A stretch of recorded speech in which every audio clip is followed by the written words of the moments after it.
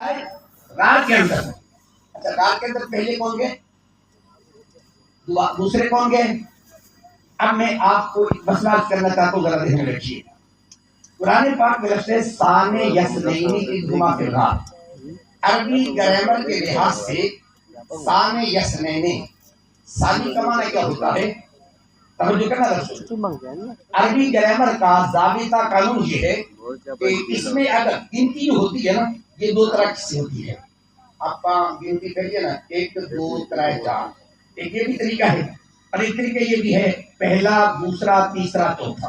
یہ دونوں طریقے ہیں کہ نہیں؟ اب اسی طریقے سے عربی کے اندر جب ہم 1 2 3 4 کہیں نا، پھر کہتے ہیں احد اثنین ثلاثہ اربعہ خمسہ ستہ. اور جب اس سے ترتیب کا معنی مراد لینا ہو تو پھر اس کو فاعل کے وزن پر لے جاتے ہیں. کیا کہیں گے؟ واحد، ثانی، ثالث، رابع، خامس. اب واحد ثانی ثالث کا مطلب کیا ہوگا؟ پہلا دوسرا تیسرا. جتنے بچے یہ شرح میں عدل پڑھتے ہیں انو ثانی انو ثالث کے اندر یہ سارے ترجمے یاد ہیں. اب ذرا سوال یہ پیدا ہوتا ہے بحیثیت طالب علم میں غور یہ کرتا ہوں. اللہ تبارک و تعالیٰ فرماتا ہے ثان یسنین اذہما فی الغار. ثانی دلالت کرتا ہے ترتیب پر. اب جب ہم تفسیر کو دیکھتے ہیں، عمل کو دیکھتے ہیں، پریکٹیکل کو دیکھتے ہیں، ابو بکر غار میں پہلے داخل ہوئے، سرکار بعد میں تشریف لے گئے. تو اب ثانی کا لفظ ابو بکر کے لیے کیسے بولے؟ تو ترتیب کا تو تقاضا یہ بنتا تھا اول ابو بکر ہیں، ثانی مصطفیٰ ہیں. لیکن ایمان اجازت نہیں دیتا کہ میں نبی کو ثانی کہہ دوں اور ابو بکر کو اول کہہ دوں. کیسے کہتا ہوں؟ پھر میں سوچ پہ پڑ گیا تو یہ غلط بھی تو نہیں ہو سکتا. بس میرے ذہن میں یہ بات آئی، میں نے کہا پتہ یہ چلتا ہے اول ابو بکر ثانی مصطفیٰ، اول محمد ثانی ابو بکر. مطلب کیا ہوگا؟ غار میں داخلے کی بات آئے اول ابو بکر ہے، ثانی محمد بنتا ہے. جب مزاج کی بات آئے اول مصطفیٰ بنتا ہے، ثانی ابو بکر بنتا ہے. اس لیے ثانی یسنین اذہما فی الغار. اب غار کے اندر 3 دن رہے تو کیا بات کیا؟ آگے ذرا واپس سیٹ کرنا چاہتا ہوں. یہ جو بزرگان نے فیض دیتے ہیں نا، ہمارے سنت ہے، ہمارا روحانیت کے ساتھ تصوف کے ساتھ بڑا گہرا تعلق ہے. پھر ویسے بھی جس کی نسبت گولڈن شیٹ سے ہو وہ یقیناً کچھ نہ کچھ روحانیت کے ساتھ تعلق رکھتا ہوگا. تو صوفیاء کے فیض دینے کے 2 طریقے ہوتے ہیں. ایک طریقہ یہ ہوتا ہے کہ شیخ کامل کیا کرتا ہے؟ تو وظیفہ بتاتا ہے، نوافل بتاتا ہے، تہجد پڑھاتا ہے، اشراق کی نماز، چاشت کی نماز. وہ محنت کرتے ہیں، کرتے آہستہ آہستہ اللہ تعالیٰ ان کے درجات بلند فرماتا جاتا ہے. فرماتا ہے کہ نہیں فرماتا؟ اب آئیے ذرا غور کریں. ایک تو طریقہ یہ ہے فیض دینے کا، اور ایک طریقہ یہ ہے کہ کچھ شیخ کامل ایسے بھی ہوتے ہیں جو محنت نہیں کراتے، بس ایک ہی لمحے میں سینے سے لگاتے ہیں، فیض دے کے بعد تربیت کرتے ہیں. اب یہ بات ہے کہ سر میں ایک تو مثالیں دینا چاہتا ہوں تاکہ بات سمجھ جائے. بس اشارہ کروں گا، غور کیجیے. حضرت خواجہ باقی اللہ علیہ رحمۃ کی مثال آپ نے سنی ہوگی. آپ نے سوال کیا مجھے تو سما کو کیا مانگنا چاہتے ہو؟ کسی نے کچھ مانگا، کسی نے کچھ مانگا. ایک نان بھائی بیٹھا ہوا تھا، اس نے کہا وہ خاموش ہو گیا. کہا مان کیا مانگتا؟ کہا میں کچھ نہیں مانگتا. کہا کیوں نہیں مانگتا؟ کہا تم نے دینا ہی کچھ نہیں، میں مانگوں کیا؟ کہنے میں دوں گا. کہا مجھے پتا آپ نے نہیں دینا. اس کا خیال یہ تھا کہ پیر پکا ہو جائے، بدلی نہ دیکھیں. کہا ٹھیک ہے. کہا مان کیا مانگتا ہے؟ کہا اچھا ہو گئے. کہا بالکل. کہا پھر مجھے اپنے جیسا باقی بھی لانا. مجھے کیا کرو؟ اپنے جیسا باقی بھی بنا دو. کہا ٹھیک ہے. کہا تو بن نہیں سکتا، تیرے اندر جا کے صلاحیت نہیں ہے. کہا وہی بات ہوئی نا، کہا اگر میرے اندر طاقت ہوتی تو پھر آپ کو کہنے کی کیا ضرورت تھی؟ کہا طاقت بھی پیدا کرو، لگاؤ بھی صحیح. آپ اندر لے کے گئے، سینے سے لگایا، اٹھائی. ان کی سیرت کی کتابوں میں لکھا ہے جب باہر نکلے لوگ پہچاننے میں دشواری محسوس کرتے تھے اصل کون ہے اور بن کے آنے والا کون ہے. یعنی اتنی مماثلت، اتنی مشابہت ہو گئی، اصل میں اور بننے والے میں فرق نہیں ہوتا تھا. اب یہ نیچے سے مثال. اب تھوڑا سا اوپر چلے. معراج کی رات آئی تھی، توجہ کر، معراج کی رات آئی تھی. زمین کی سیر کی ختم ہو گئی، آسمان کی سیر کی ختم ہو گئی.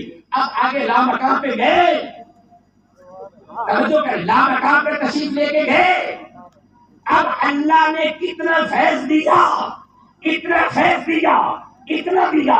واپس آ کر میرے پیارے پیغمبر نے اعلان کیا من رعانی فقد رعا الحق. اللہ نے اتنا فیض دیا، اتنا فیض دیا. واپس آ کے اعلان کر دیا من رآنی فقد رأى الحق، اللہ نے کتنا فیض عطا کر دیا، جو کانا کا قوسین کی صورت میں تھا کتنا فیض عطا کیا، واپس آئے تو کہا جس نے مجھے دیکھا اس نے حق کو دیکھا، میں نے کہا مجھے پتہ یہ کر دیا، اگر باقی ملت کی مثال دے میں رکھتا ہوں تو اتنی مماثلت ہے، اصل میں بننے والے میں فرق نہیں ہے، حضور معراج پہ جاتے ہیں واپس آئے، اب اللہ تو سورج سے پاک ہے لیکن حضور نے اعلان کر دیا جس نے مجھے دیکھا اس نے اللہ کو دیکھا ہے، اور جب غار کے اندر 3 دن تک ابو بکر کو اپنے پاس رکھا ہے، اٹھاؤ سیرت کی کتابوں میں، جب غار سے نکلے مدینہ طیبہ میں گئے، سرکار بھی بیٹھے ہیں ابو بکر بھی بیٹھے ہیں، میرے مصطفیٰ نے اتنا روحانی فیض عطا کیا، لوگ پہچاننے میں دشواری محسوس کرتے تھے ابو بکر کون ہے اور مصطفیٰ کون ہے۔ نعرہ تکبیر، نعرہ رسالت، نعرہ تحقیق، نعرہ حیدری، عظمت شان صدیق اکبر، عظمت و شان صحابہ، عظمت و شان اہل بیت، تاجدار ختم نبوت۔ اتنا فیضان عطا کیا، اتنا فیضان عطا کیا، 3 دن تک غار میں آمینہ کے لال نے پیارے ابو بکر کو وہ فیض عطا کیا، وہ فیض ابو عطا بکر کیا، صدیق سے عمر آپ کو گھٹ ہے، سرکار بھی بیٹھے ہیں، پیارے ابو بکر بھی بیٹھے ہیں، آنے والے دیکھنے میں دشواری محسوس کرتے ہیں، پیارے ابو بکر نے کیا کیا، غلامی کا حق ادا کر دیا، سر سے امامہ اتارا، یوں تان کے کھڑے ہو گئے تاکہ آنے والوں کو پتہ چل جائے سردار وہ بیٹھا ہے نوکر یہ کھڑا ہوا ہے، اس لیے سال یسرین اذ ہما فی الغار اذ یقول لصاحبہ، اتنا فیضان عطا کیا ہے کہ رب کائنات کے پیارے محبوب نے ابو بکر کو اتنا فیض دے دیا تاکہ پتہ چلے یہ میرے مصطفیٰ کا مذہب جا رہا ہے۔ پیارے ابو بکر اگر زمانہ ظاہری کو دیکھیں تو پیارے ابو بکر صدیق کی زندگی کے 3 حصے بنتے ہیں۔ ایک حصہ تو وہ ہے جو آپ نے میرے آقا کریم کی حیات ظاہری میں آپ کے ساتھ گزارا، ایک حصہ وہ ہے جو آپ کے پاس آنے سے پہلے گزارا، اور تیسرا حصہ وہ ہے جو آپ کے ظاہری مثال کے بعد 2 سال 3 ماہ کچھ دن جو آپ کا زمانہ خلافت رہا۔ تو آئیے اب ظاہری نظام خلافت تھا، وقت کے دامن میں گنجائش بڑی محدود ہے، 1-2 باتیں آپ کی کر کے بات کو ختم کرنا چاہتا ہوں۔ پیارے ابو بکر صدیق نے اپنے زمانے میں وہ نظام خلافت رائج کیا جو میرے حبیب نبی علیہ السلام نے آپ کو سکھایا تھا، سمجھایا تھا، پڑھایا تھا۔ اب اس کی 1-2 میں صحت آپ کے سامنے رکھنا چاہتا ہوں۔ آج بات ہوتی ہے نا نظام کی، آج ہماری سوچتی یہ تھی کہ ہم نے لوگوں کو محراب میں کھڑے ہو کر، منبر پہ کھڑے ہو کر ہم نے نماز کا طریقہ تو بتایا، ہم نے لوگوں کو یہاں صدقہ دینے کا طریقہ تو بتایا، ہم نے لوگوں کو روزے کا طریقہ تو بتایا، لیکن لوگوں کو عبادات کے ساتھ ساتھ معاملات کا طریقہ نہیں بتایا کہ اسلام معاملات کے بارے میں کیا کہتا ہے، اسلام کا نظام حکومت کیا ہوتا ہے، اسلام کا نظام خلافت کیا ہوتا ہے، اسلام کا طریقے نظام طرز حکومت کیا ہوتا ہے۔ اگر قوم کو سمجھا دیا جاتا تو قوم شاید ہو سکتا ہے اس طرف آ جاتی۔ سمجھانے کی مثال دینا چاہتا ہوں، آپ اگر گھر میں میاں بیوی لڑ پڑے، خدا نہ کرے طلاق ہو جائے تو مسئلہ پوچھنے کیسے آتے ہیں؟ بولیے ذرا تھوڑا سا، میں یہ نہیں کہتا زور سے بولے، آرام سے بولے، آہستہ بولے، سکون سے بولے، زور سے بولنے کی ضرورت نہیں ہے، توجہ ہے۔ اگر خدا نہ کرے میاں بیوی میں لڑائی جھگڑا ہو جائے، مسئلہ پوچھنے کے لیے کس کے پاس جائیں گے آپ؟ عالم کے پاس جائیں گے، ٹھیک ہے۔ اگر نماز کے اندر کوئی گڑبڑ ہو جائے، 2 کی بجائے 1 سجدہ کر لے، تشہد بھول جائے، تو مسئلہ پوچھنے کے لیے کس کے پاس آئیں گے؟ عالم ہے۔ اگر آپ زمین کو پانی لگا رہے تھے، لڑائی کر رہے تھے، آپ پانی لگا رہے تھے تو لڑائی ہو گئی، آپ کیس لے کے کدھر جائیں گے؟ مسجد میں جائیں گے مولوی کے پاس؟ اب سیدھے تھانے میں چلے جائیں گے، توجہ ہے بھائی۔ وہاں اگر لڑائی ہو گئی، زمین کا قبضہ لینا تھا، لڑائی ہو گئی، بندے قتل ہو گئے، اب آپ مولوی کے پاس لے جائیں گے، سیدھے کہاں جائیں گے؟ عدالت کی طرف چلے جائیں گے، بھائی تھانے میں چلے جائیں گے۔ آپ کی مہربانی ہے، تھانے آباد ہو گئے کہ نہیں ہو گیا آباد؟ تو اگر جس طرح نماز کا مسئلہ عالم کے پاس آتا ہے، روزے کا مسئلہ عالم کے پاس آتا ہے، زکات کا مسئلہ عالم کے پاس آتا ہے، اگر لڑائی کا مسئلہ بھی عالم کے پاس آتا، تمہاری وکیلوں کی فیس بھی بن جاتی، تھانے بھی بند ہو جاتے۔ نہیں تو بھائی اللہ کا قرآن پاک کے بارے میں ایک منافق اور ایک یہودی پانی لگانے پہ جھگڑا ہوا تھا یا نہیں ہوا تھا؟ تو مسئلہ پوچھنے کے لیے، لڑائی کا مسئلہ حل کرنے کے لیے وہ در مصطفیٰ پہ آئے تھے یا نہیں آئے تھے؟ تو میرے نبی نے بتا دیا، اے میرے کلمہ پڑھنے والوں، اگر تمہاری زمین کا بھی جھگڑا ہو تو ان عدالتوں میں نہ جانا، ان ججوں کے پاس نہ جانا، ان تھانوں میں نہ جانا، عالم کے پاس آنا، تمہارے پیسے بھی بچ جائیں گے، مسئلہ بھی حل ہو جایا کرے گا نا۔ تو آئیے وہ نظام کون سا تھا؟ پیارے ابو بکر کی ایک مثال دینا چاہتا ہوں۔ حضرت ابو بکر صدیق رضی اللہ تعالیٰ نے ایک لشکر بھیجا تھا حضرت خالد بن ولید کی قیادت میں۔ مسلمانوں نے فتح کر لی۔ اسلام کا اس وقت نظام یہ تھا کہ جب اسلام جاتا جا کے جنگ نہیں شروع کرتا تھا، لڑائی نہیں ہوتی تھی، پہلے کیا پیغام ہوتا تھا؟ اسلم تسلم، اسلام قبول کر لو، ٹھیک ہے۔ اگر اسلام قبول نہیں کرتے پھر دوسرا حل کیا ہے؟ جزیہ، ٹیکس ادا کرو۔ اگر ٹیکس ادا نہیں کرتے پھر تیسرا حل ہوتا تھا جنگ، ٹھیک ہے۔ یہ اسلام کا ایک طریقے کا، اسلام کا ہر کام نظم کے ساتھ ہے، ہر کام طریقے کے ساتھ ہے۔ اسلام غیر منظم مذہب نہیں ہے، اسلام غیر منظم طریقہ نہیں بتاتا، اسلام بڑے نظم و ضبط کا نام ہے۔ اب گئے وہاں اتفاق ایسا ہوا تو اللہ تبارک و تعالیٰ نے حضرت خالد بن ولید کو فتح عطا فرمائی، کامیابی عطا کر دی۔ جب کامیابی عطا کی تو آپ نے اسلام کا نظام رائج کر دیا، اور جن لوگوں نے کلمہ نہیں پڑھا تھا ان کو کہا تم جزیہ ادا کرو، ٹیکس ادا کرو۔ اب اس کا اسلام حل یہ بتاتا ہے اگر کوئی مسلم ریاست میں غیر مسلم رہے تو وہ ٹیکس ادا کرے۔ اسلام 3 چیزوں کی ضمانت دیتا ہے، یہ اسلام کا فلسفہ سمجھانا چاہتا ہوں۔ خلافت صدیق اکبر میں جو ہوا ہے، آئیے توجہ سے کہنا چاہتا ہوں، 3 چیزوں کی اسلام ضمانت دیتا ہے۔ نمبر 1، اسلام کہتا ہے تم ٹیکس ادا کرو، تمہاری جان کی حفاظت اسلام کرے گا۔ بولو واپس، کس کی حفاظت کرے گا؟ جان کی حفاظت اسلام کرے گا۔ نمبر 2، تمہارے مال کی حفاظت اسلام کرے گا۔ نمبر 3، تمہاری آبرو اور عزت کی حفاظت اسلام کرے گا۔ مسلمان کی بات نہیں کر رہا، غیر مسلم کی بات کر رہا ہوں۔ اسلام اتنا امن والا مذہب ہے، یہ غیر مسلم کی جان کو بھی نقصان نہیں پہنچنے دیتا، مال کو بھی نقصان نہیں پہنچنے دیتا، آبرو اور عزت کو بھی نقصان نہیں پہنچنے دیتا، ان کی عزت کا بھی اسلام محافظ ہے۔ بتائیں دنیا کو یہ اسلام ہے، ہم نے بتایا ہی نہیں کہ اسلام ہوتا کیا ہے۔ آئیے ذمہ داری سے کہنا چاہتا ہوں، اب حضرت خالد بن ولید نے جب فتح کر لیا، ان سے ٹیکس لے لیا، سارا کام ہو گیا، پیارے ابو بکر صدیق نے لیٹر لکھا خالد بن ولید کو، کہ خالد بن ولید فلاں علاقے میں جاؤ، وہاں مسلمان لڑ رہے ہیں لیکن مسلمانوں کی پوزیشن ذرا کمزور ہے، یہاں سے فوج لے کے کما کی صورت میں وہاں پہنچ جاؤ۔ حضرت خالد بن ولید فوج لے کے جانے لگے۔ اس علاقے کے جتنے عمراء تھے، جتنے سردار تھے، جتنے غیر مسلم تھے، ان کو بلایا، ایک اجلاس بلایا، اجتماع کیا، کہا بتاؤ تم نے کتنا ٹیکس دیا تھا؟ ایک بندہ کھڑا ہو، اس نے کہا میں نے 100 روپیہ دیا تھا، ایک نے کہا میں نے 500 دیا، ایک نے کہا میں اتنا دیتا ہوں۔ جتنا ٹیکس دیا تھا خالد بن ولید نے کہا یہ ٹیکس واپس لے لو۔ توجہ کرنا جملے، خالد بن ولید نے کہا یہ ٹیکس واپس لے لو۔ کہا کیوں؟ کہا اسلام کا قانون یہ ہے، یہ ٹیکس لینے کا تب مجاز ہوگا جب یہ جان کی بھی حفاظت کرے، مال کی بھی حفاظت کرے، آبرو کی بھی حفاظت کرے۔ ہم کیونکہ فوج لے کے جا رہے ہیں، ان 3 چیزوں کی حفاظت کی ضمانت نہیں دے سکتے، اور اسلام جب ضمانت نہ دے ٹیکس بھی نہیں دے سکتا ہے۔ بڑے بڑے سردار کھڑے ہو گئے، بڑے بڑے کافر کھڑے ہو گئے، تلوار پھینک دی، کہا خالد بن ولید پھر ہمارا پیغام سن لو، تمہاری تلوار کلمہ نہیں پڑھا سکی، تمہارا کردار کلمہ پڑھنے پہ مجبور کروا۔ تمہاری ناراض تو نہیں ہو گئے؟ میں تو بڑے سخت جملے کہنا چاہتا ہوں، خالد بن ولید تمہاری تلوار کلمہ نہیں پڑھا سکی، تمہارا کردار کلمہ پڑھنے پہ مجبور کر رہا ہے۔ اگر یہ اسلام ہے تو پھر ہم کلمہ پڑھ کے مسلمان ہونا چاہتے ہیں۔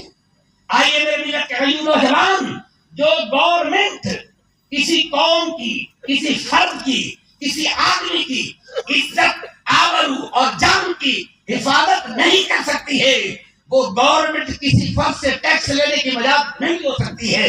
حفاظت کی ضمانت پہلے دے، ٹیکس بعد میں وصول کرے، پھر جا کے اس کو اسلام کہتے ہیں۔ اسلام یہ نہیں کہتا ٹیکس میں وصول کر لو، بندے کی جان بھی محفوظ نہ ہو، مال بھی محفوظ نہ ہو، عزت بھی محفوظ نہ ہو، پھر بھی تم ٹیکس وصول کرتے رہو۔ یہ اسلام کا نظام نہیں ہے۔ اسلام کا نظام یہ ہے حفاظت پہلے کرتا ہے، ٹیکس بعد میں وصول کرتا ہے۔ یہ وہ نظام خلافت تھا جو ہمارے ابو بکر نے ادا کیا۔ اب آخر میں چونکہ تفصیل تعداد میں علماء بھی موجود ہیں، مصلحین امت بھی موجود ہیں. آج کہاں بگاڑ پیدا ہو گیا. اہل علم ناراض نہ ہوں تو ادب سے عرض کرنا چاہوں گا، پیارے ابو بکر ہیں کون؟ توجہ ہے؟ پیارے ابو بکر ہیں کون؟ آپ نے جب خلافت سنبھالی نا، آپ تنخواہ وصول کرتے تھے. اب اس ڈیٹیل میں نہیں جانا چاہتا، تفصیل میں نہیں جانا چاہتا، بڑی محبت سے آپ بات عرض کرنا چاہوں گا. تنخواہ وصول کرتے تھے، چاہے ہفتے کے بعد ملتی تھی، روزانہ ملتی تھی، جو بھی. آپ کی زوجہ محترمہ کا خیال بنا کے میں حلوہ پکا کے کھا لوں. گھر میں پیسے نہیں تھے. توجہ کہنا جملے تھے. آج لوگ کہتے ہیں معاذ اللہ ابو بکر حکومت کے لیے حضور کے ساتھ جڑے ہوئے تھے. اور میں کہتا ہوں نوانوں کا بھی ابو بکر کی سیرت تو پڑھ کے دیکھو، جس کے گھر میں ایک ٹائم کی روٹی نہیں اس نے حکومت سے لینا ہی کیا، مجھے بتاؤ. پیارے ابو بکر کی بیوی نے کہا، زوجہ محترمہ نے کہا، اہلیہ نے کہا، حلوہ کھانے کو دل کرتا ہے، گھر میں پیسے نہیں ہیں. اچھا آپ نے بتایا نہیں، آپ کی تنخواہ جو سبزی جو چیز چاہیے تھی وہ لے لی، ایک پیسہ بچا لیا، یا 1 روپیہ یا 8 آنے یا 4 جتنے بھی تھے بچا لیے. پھر دوبارہ تنخواہ پھر بچا لیے، پھر بچا لیے. کافی دنوں کے بعد جب اتنے پیسے ہو گئے کہ جس سے حلوہ کھایا جا سکتا ہے، آپ نے ان پیسوں سے حلوہ خریدا، پکایا اور گھر میں رکھا. سرکار صدیق اکبر پاک تشریف لے کے آئے تو صاحب نے حلوہ لیا. اپنی بیوی سے پوچھا یہ کہاں سے آ گیا؟ گھر میں تو پیسے نہیں تھے. کہا میرا دل کر رہا تھا کافی دنوں سے میں حلوہ پکا کے کھا لوں، لیکن پیسے نہیں تھے. جب آپ کی تنخواہ آتی تھی میں ایک ایک پیسہ بچاتی رہی. آج اتنے پیسے ہو گئے اور میں نے ان پیسوں سے حلوہ خرید کے پکایا ہے. پیارے ابو بکر نے کہا اچھا ایک ایک پیسہ بچاتی رہی، اتنے پیسے بچ گئے، حلوہ بن گیا. واپس گئے، بیت المال کے چیئرمین سے کہا کہ بیت المال کے چیئرمین میری تنخواہ اتنی تھی، میرے گھر کا گزارا ہوتا تھا، میری بیوی نے ایک ایک آنا بچایا، اب اس نے حلوہ پکایا. اس کا مطلب ہے کہ میری تنخواہ میں سے اگر اتنے پیسے کم کر دیے جائیں تو گزارا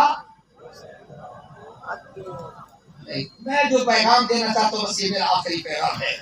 آج مجھے بتا دیجئے پیارے ابو بکر نے یہ کہا اگر میری تنخواہ میں سے اتنے پیسے کم کر لیے جائیں تو میرا گزارا ہو سکتا ہے. آج ایک مسجد کا امام ہوتا ہے، ایک جگہ پہ 15,000 تنخواہ ملتی ہے، دوسری مسجد والا کہتا ہے اور میں تمہیں 30,000 دیتا ہوں، یہ چھلانگ لگا کے اس مسجد میں چلا جاتا ہے. آج ایک خطیب کہتا ہے میں 40,000 میں تقریر نہیں 60,000 میں تقریر کرنا چاہتا ہوں. ایک نعت خواں کہتا ہے میں 30,000 میں نہیں میں 50,000 میں آنا چاہتا ہوں. مجھے بتائیے تو صحیح ابو بکر کا نام کس منہ سے لینا چاہتے ہیں؟ مجھے بتا دو. سوچنے کی بات ہے، غور و فکر کرنے کی بات ہے. نعرے لگانا آسان کام ہے، کام کر کے دکھانا مشکل ہے. میرے ملت کے غیور نوجوانوں، ابو بکر گفتار کا نہیں کردار کا نام ہے. ابو بکر نے میرے محبوب کی سنت کو سمجھا نہیں، سمجھایا بھی ہے اور عمل کر کے دکھایا ہے. بڑی عجیب بات ہوگی جب پہلی مرتبہ خلافت کے منبر پہ بیٹھے تو کہا یہ اسامہ کا لشکر چلا جائے. پیارے عمر جیسا جلیل القدر صحابی کھڑا ہو گیا. ابو بکر تمہیں پتا ہے ابھی حضور کا تازہ وصال ہوا ہے، کئی شور سے کھڑی ہو جائے، مدینے کے حالات خراب نہ ہو جائے، اس کو رہنے دو. ابو بکر نے کیا کہا؟ ابو عمر تو کیسا آدمی ہو گیا، پہلے تو بڑا غیور بنتا تھا. یاد رکھ لے ابو قحافہ کے بیٹے میں یہ مجال نہیں ہے، جس کا انتخاب میرے مصطفیٰ نے کر دیا میں اس میں تبدیلی کر ہی نہیں سکتا. کامیابی کی ضمانت یہ ہے میرے مصطفیٰ کی ہر سنت پہ عمل کرنا ہے. آج اگر ہم 12 سال محراب و منبر قوم کو سیدھا کرنے کے بجائے پہلے ہم اپنے آپ کو سیدھا کرنے کی کوشش کریں، اپنی صلاح کرنے کی کوشش کریں. ہمیں اندازہ ہی نہیں ہوتا منبر پہ بیٹھ کے بولنے کا سلیقہ کیا ہے، ہمیں اندازہ ہی نہیں ہوتا میرے محبوب کے گفتگو کرنے کا طریقہ کیا ہوتا ہے، ہمیں اندازہ ہی نہیں ہوتا میرے محبوب نے تبلیغ اسلام کس انداز سے کی ہے. ہم اپنے ذوق کو اسلام سمجھتے ہیں. میرا ذوق اسلام نہیں ہو سکتا، آپ کا ذوق اسلام نہیں ہو سکتا. اپنے نظریات کو اپنے خیالات کو تابع کر دو میرے مصطفیٰ کے خیالات کے تابع، پھر اسلام آتا ہے. کیوں کہا میرے مولا کائنات نے، یہ جملہ جو آج ہمارے لیے کافی ہے. مولا کائنات ارشاد فرماتے ہیں کسی نے پوچھا معاشرہ کب ٹھیک ہوگا، قوم کب سیدھی ہوگی؟ فرمایا جب علماء ٹھیک ہوں گے نا، جب علماء ٹھیک ہوں گے معاشرہ ٹھیک ہو جائے گا. جب علماء کے اندر بگاڑ پیدا ہوگا معاشرے میں بگاڑ پیدا ہوگا. اس کو اپنی زبان میں کہوں تو یوں کہتا ہوں، گاڑی چلتی ہے انجن کے پیچھے، گاڑی چلتی ہے انجن کے پیچھے. اگر انجن ٹھیک ہے اور ڈبے پرانے بھی ہوئے تو پیچھے طور پہ ہی دینے ہیں. بات سمجھا کیسے سمجھاؤں اس قوم کو؟ قسم سے کہتا ہوں مجھے تو خود بڑا ڈر لگتا ہے. بڑے ڈر کے کہنا چاہتا ہوں میرے ملت کے عیون و جوانوں، آئیے میں تمہیں دعوت فکر دینا چاہتا ہوں. سوچئے اگر انجن ٹھیک ہے اور ڈبے پرانے بھی ہوئے پیچھے طور پہ ہی اسٹیشن تک پہنچ جائیں گے. اگر انجن خراب ہو جائے ڈبے نئے بھی لگا دے ڈبے منزل تک نہیں جائیں گے. ڈبے تب جائیں گے جب انجن ٹھیک ہو جایا کرتے ہیں. آئیے آج ہم آپ کریں، آپ بھی اپنے ساتھ وعدہ کریں آج کے بعد ہم جھوٹ نہیں بولا کریں. آج وعدہ کریں آج کے بعد ہم دھوکہ نہیں کریں گے، فرار نہیں کریں گے. میں ایک اخبار میں پڑھ رہا تھا ایک بندے نے سروے دیا ہے. آپ بھی اس اتفاق کر لیں میرے حساب کے مطابق 5 منٹ کرتے ہیں. اجازت ہو تو میں توجہ ہے میرے غور کیجیے. ایک بندے نے سروے دیا ہے حج کرنے کے لیے، عمرہ کرنے کے لیے سب سے زیادہ کس ملک سے لوگ جاتے ہیں. تجزیہ ہے، ہو سکتا ہے اس میں کمی بیشی ہو، میں تو رپورٹ پڑھ کے بتا رہا ہوں، غلطی کا امکان ہو سکتا ہے. یہ کوئی قرآن حدیث نہیں ہے. سروے دیا حج کرنے کے لیے سب سے زیادہ لوگ پاکستان سے جاتے ہیں، عمرہ کرنے کے لیے سب سے زیادہ پاکستان سے جاتے ہیں. پھر مجھے کہنے دو عمرہ کرنے والے سب سے زیادہ پاکستانی ہیں، حج کرنے والے سب سے زیادہ پاکستانی ہے. صفا مروہ کے درمیان میں سعی کرنے والے سب سے زیادہ پاکستانی ہے. بھائی وہاں مقام ابراہیم پہ سب سے زیادہ نفل پڑھنے والے پاکستانی ہیں. اب میں آپ کو چیلنج سے کہتا ہوں اتنے حج بھی کرتے ہو، اتنے عمرے بھی کرتے ہو اور اتنے طواف بھی کرتے ہو، میں آپ کو 200 روپیہ دیتا ہوں پورے اجھ شریف کے شہر سے کسی ایک دکان سے مجھے خالص دودھ لا کے دے دو. آپ سے میں پوچھنا چاہتا ہوں، آپ سے میرا سوال ہے، ہر وقت تم مولویوں پہ تنقید کرتے رہتے ہو، مولویوں کو گالی نکالتے ہو، مولویوں کو برا بھلا کہتے ہو، کبھی اپنے کردار پہ بھی نظر ڈالی ہے؟ مجھے پتا ہے تم لوگ مولوی کو کیوں برا کہتے ہو، کہیں ہماری چوری پکڑی نہ جائے. قسم سے کہتا ہوں چور بھی مچائے شور. میں آپ سے پوچھتا ہوں یا مجھ سے 500 روپئے لے لو، جاؤ کسی دکان پہ مجھے خالص مرچیں لا کے دے دو. قسم سے کہنا چاہتا ہوں جس قوم نے اتنے عمرے کیے، اتنے طواف کیے، اتنے حج کیے، اس معاشرے میں اگر 1 کلو دودھ خالص نہیں ملتا، مجھے بتاؤ اس عمرے کا فائدہ تمہیں کیا ہوگا؟ مجھے بتا دیجیے اس حج کا فائدہ کیا ہوگا. آئیے میں تمہیں دعوت فکر دینا چاہتا ہوں. ابو بکر کا سب سے معروف لقب ہے صدیق. بولو کیا لقب ہے؟ کیا معنی ہے صدیق کا؟ نہیں، صدیق کا معنی سچا نہیں ہے.